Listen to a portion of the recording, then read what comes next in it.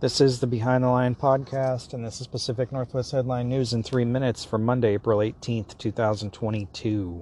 Employees from the Washington State Insurance Commission say Mike Kreidler, the insurance commissioner, liked to use racial slurs and mistreated staff.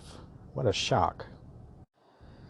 Furthermore, when a finalist for a high-ranking job at the Office of the Insurance Commissioner sat down with Mike Kreidler last autumn for an interview, the woman was excited to work for a small agency with a record of advocating for marginalized communities.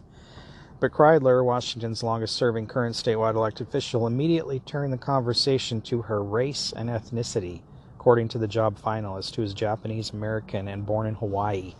His first question was whether her great-grandparents came over to Hawaii to work on sugar plantations or pineapple plantations. Kreidler went on to say he didn't consider people of Japanese descent a minority or disadvantaged based on his experience going to school with many of them, according to the woman, who spoke on the condition she not be named for fear of damaging her career in state government. By the end of the interview, she had already decided to withdraw her application. The article goes on to talk about him berating and harassing and saying inappropriate things to other Asian employees. And it also goes on to say, while none of the former employees filed a formal complaint against Kreidler, John Noski, the agency's legislative affairs director, did in February.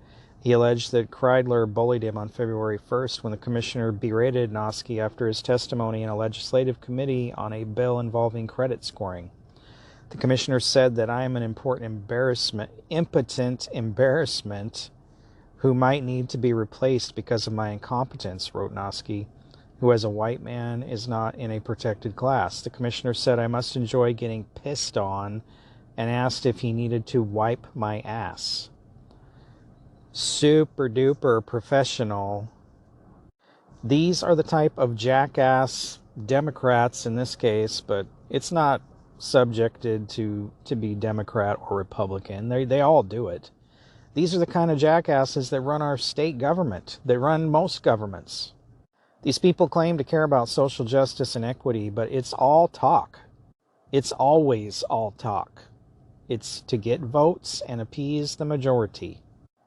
Multnomah County, Oregon Sheriff Mike Reese penned an open letter to the residents of Portland and the surrounding area this week warning that violent crime is reaching record heights and may only get worse as summer approaches. I continue to be deeply concerned about current trends in community violence, he said. There were 102 people in jail for murder or attempted murder at the beginning of April, the most since the mid-1990s. Cities across the country have seen a spike in homicides in recent years, but Portland's homicide rate has surged at a far higher rate. The city has already seen 25 homicides in the first 3 months of the year. At the same time, the number of people in Multnomah County jails for serious felonies like kidnappings, robberies, and sex crimes has also gone up.